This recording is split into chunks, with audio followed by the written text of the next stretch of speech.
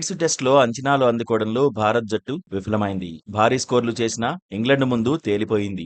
ఆతిథ్య జట్టుపై ఒత్తిడి పెంచలేకపోయింది. టెస్ట్‌లో భారత జట్టు నుంచి 5 సెంచరీలు నమోదైనా విజయాన్ని అందుకోలేకపోయింది. భారత ఆటగాళ్లు చేసిన 5 సెంచరీలు వృధా అయిపోయాయి. 5 సెంచరీలు చేసినప్పటికీ ఓడిన తొలి జట్టుగా శుభ్మన్ సేన చెత్త రికార్డును అందుకుంది. 1928లో ఆస్ట్రేలియా జట్టులో నలుగురు సెంచరీలు కొట్టినప్పటికీ ఇంగ్లండ్ చేతిలో కంగుతింది. ఇప్పుడు ఆ రికార్డు బద్దలైంది. ఇంగ్లండ్ 2 అత్యధిక చేజులను నమోదు చేసింది. ఆ 2 మ్యాచ్లు భారత్ పైనే గెలిచింది. 2022లో బర్మింగ్హామ్ జరిగిన మ్యాచ్లో 383 పరుగుల టార్గెట్ ను ఇంగ్లండ్ ఛేదించింది. ఇప్పుడు లీడ్స్ లో 371 పరుగుల టార్గెట్ ను ఉఫూమని ఊదేసింది. లీడ్స్ వేదికగా 2019లో ఆసీస్ పై 359 పరుగుల టార్గెట్ ను ఛేదించింది. మెల్బోర్న్ లో 332 పరుగుల టార్గెట్ ను ఆసీస్ పై పూర్తి చేసింది. మరోసారి ఆస్ట్రేలియా పైనే 315 పరుగులను లీడ్స్ లో ఛేదించింది. ఛేదనలో బజ్బాల్ టీం ప్రత్యేకతే వేరని ఇప్పుడు మరోసారి ఇంగ్లండ్ జట్టు చాటుకుంది. లీడ్స్ లో ఆఖరి రోజు ఆటలో ఇంగ్లండ్ కు 350 పరుగులు అవసరమయ్యాయి.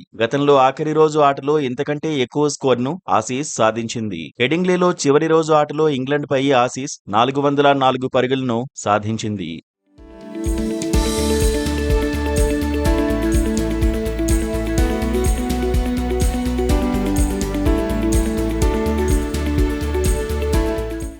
లీడ్స్ లో 2 ఇన్నింగ్స్ల్లో కలిపి భారత జట్టు 835 పరుగులు సాధించింది. అయినప్పటికీ ఓటమితోనే సరిపెట్టుకుంది. భారీ స్కోర్ చేసినప్పటికీ ఓడిపోయిన జట్లలో భారత్ 4వ స్థానంలో నిలిచింది. 2014లో అడిలైడ్లో భారత జట్టు 759 పరుగులు సాధించింది. అయినప్పటికీ కంగారూల చేతిలో కంగుతింది. లీడ్స్ టెస్ట్లో 4 ఇన్నింగ్స్ల్లోనూ 350కి పైగా స్కోర్లు నమోదయ్యాయి. ఇలా 3 సందర్భాల్లో 350కి పైగా స్కోర్లు వచ్చాయి. లీడ్స్ లో భారత్, ఇంగ్లండ్ కలిపి మొత్తం 1673 పరుగులు సాధించాయి. లీడ్స్ లో 4 ఇన్నింగ్స్ లో 300కి పైగా స్కోర్లను ఛేదించడం ఇది 5వ సారి. ఒకే వేదికలో 5 సార్లు 300కి పైగా స్కోర్లను ఛేదించడం కూడా రికార్డే. భారత్ తో 4 ఇన్నింగ్స్ లో ఎక్కువ పరుగులు సాధించిన ఆటగాడిగా బెన్ డకెట్ రికార్డు సృష్టించాడు. 2022లో జో రూట్ 142 పరుగులతో నాటౌట్ గా ఉన్నాడు. ఇప్పుడు ఆ రికార్డును బెన్ డకెట్ ఓవర్టేక్ చేశాడు.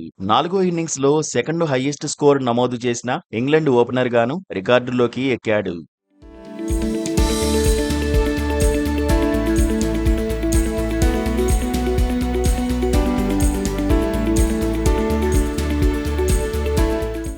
హెడింగ్లేలో ఇంగ్లండ్ ఓపెనర్లు అద్భుతంగా ఆడారు. భారత బౌలర్లపై ఒత్తిడి పెంచి పరుగుల పండుగ చేసుకున్నారు. బెన్ డకెట్, జాక్ క్రాలీ జోడీ తొలి వికెట్ కు 188 పరుగులు జోడించింది.